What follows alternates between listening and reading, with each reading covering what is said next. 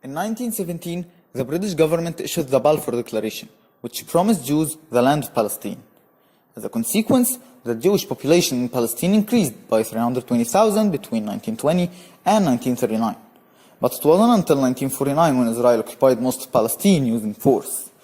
Moving to 1967, Israel started an aggression and succeeded in occupying Sinai and defeating the Egyptian army in what's called the Six-Day War. Egypt then declared a war against Israel in 1973 and reclaimed its land again. The problem with the two examples of war that were just mentioned and many others made the philosophers think for a long time about how should wars be conducted and what are their ethical regulations. One of the most influential philosophers in this subject was Thomas Aquinas, who came up with a systematic exposition of just war in his book Summa Theologica. In this book, Aquinas provided a general outline for the theory of just war, as in addition to discussing the justifications of war, he discussed the permissible activities in war.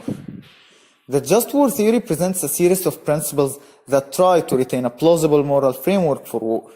These principles can be divided into three main conventions: Jus ad bellum, which is justice of war; Jus in bello, which means fair conduct in war; and Jus post bellum, which is just after the war. Vor uns liegt Deutschland, in uns marschiert Deutschland und hinter uns kommt Deutschland.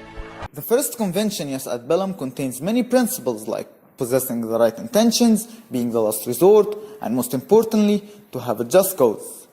According to the just war theory, you can't conduct a war under any conditions if you don't have the just causes, like self-defense or assisting an invaded nation. War never changes. The second convention, Jus in bello, contains the broad principles of discrimination and proportionality. The first principle states that it is unjust to harm civilians or innocents, and the second one declares that any aggressive action should be proportional to the objective desired, which means that while you may have a just cause to declare a war, the war can still be unjust if these two principles were not applied.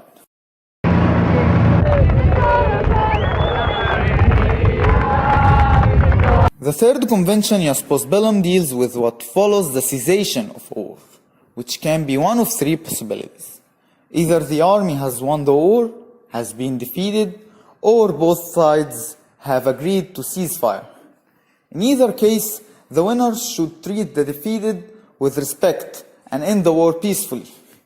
And if the war ended with the ceasefire agreement, the two fighting nations should be reminded that war is a last resort and that its essential goal is always peace. The just war doctrine aimed to make wars ethical through its rules. But is it plausible to use the words war and ethical in the same sentence? According to consequentialists, an action is judged based on its consequences, which is expressed as the ends justify the means. And accordingly, one can justify almost any war relative to its target.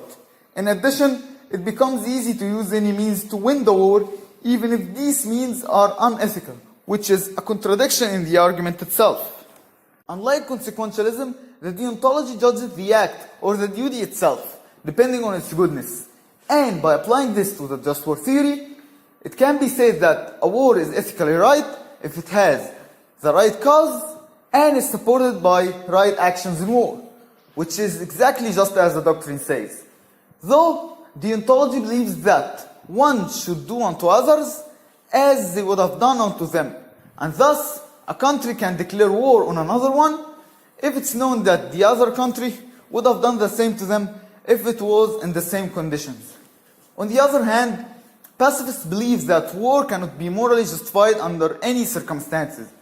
They believe that there is always another way to solve a conflict peacefully, and accordingly, they reject the just war theory. There are also absolute pacifists who refuse violence even in self-defense. And though this is absolutely hard to abide by, they still exist till now. Nevertheless, the just war theory can still be exploited, where country X may find a chance to fight country Y hiding behind one of the just causes. And after declaring war and marching to fight, they can execute their other plans, which to steal some resources, for example, behind the scenes, with no one knowing, but the just cause that they used to attack the other country. And in the end, having no wars is something far from possible. And the concept of just war is still not perfect. But after all, conflicts are always possible in everyday life. And some may not be solvable without violence.